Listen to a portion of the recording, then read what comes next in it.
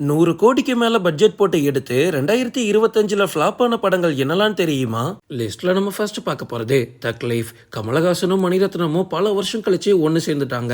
இனிமே இந்தியன் சினிமாவே அலற போகுது.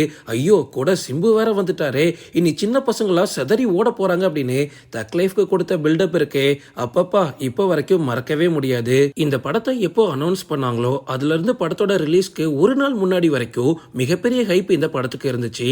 ஆனா ஃபர்ஸ்ட் டே ஃபர்ஸ்ட் ஷோ முடிஞ்சதுல இருந்தே மொத்த பேரோட முகத்திலையும் சந்தோஷம் அப்படின்றது ஒண்ணு காணாம போயிடுச்சு.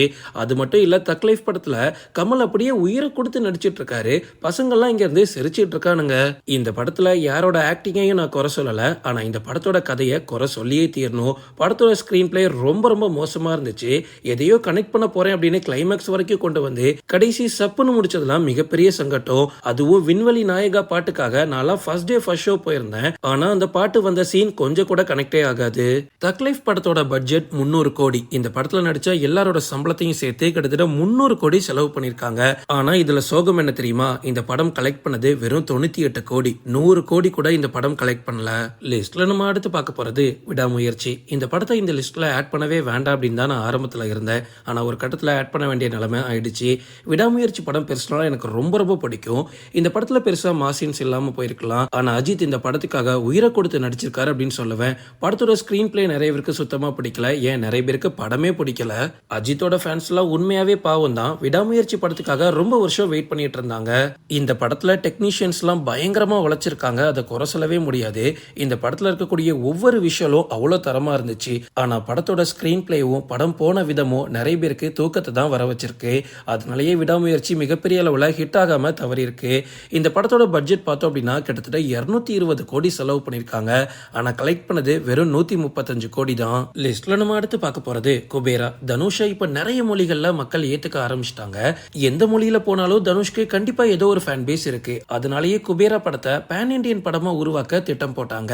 ஒரு ஆக்ஷன் ஃபேண்டசி கலந்த கதையில மிகப்பெரிய விஎஃப்எக்ஸ் வேலைகளோட இந்த படத்தை எடுத்து முடிச்சாங்க. ஆனா ரிலீஸ் ஆனதுக்கு அப்புறமா இந்தியாவோட பல மாநிலங்கள்ல படத்தோட ரிசல்ட் பயங்கரமா அடிவாங்க ஆரம்பிச்சிச்சு. படத்தோட முயற்சியை எல்லாருமே பாராட்டினாங்க.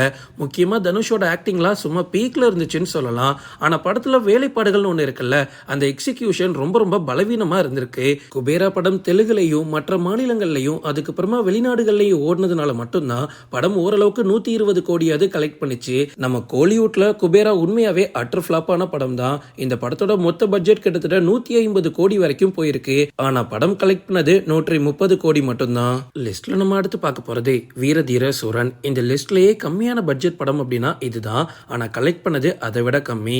வீரதீர சூரனை பொறுத்த வரைக்கும் விக்ரமோட ஆக்டிங்க்கும் மத்தவங்களோட ஆக்டிங்க்கும் எந்த குறையும் கிடையாது. ஆனா படத்தோட கதை ஒரு அசுர பழைய கதை அப்படின்னு சொல்லலாம். இந்த படத்துல ரசிகர்கள் அப்படியே கவர்ந்து இழுக்கிற அளவுக்கு படத்துல ஒரு மேட்டரும் கிடையாது. ஒன்னு போலீஸ் ஸ்டேஷனுக்குள்ளேயே வச்சு விக்ரம் கன் ஷாட் பண்றது, இன்னொன்னு எஸ்.ஜே. சூர்யா பேசக்கூடிய ஒரு டைலாக், அவ்வளவுதான். இதை தள்ளி படத்துல எதுவுமே நல்லா இல்ல.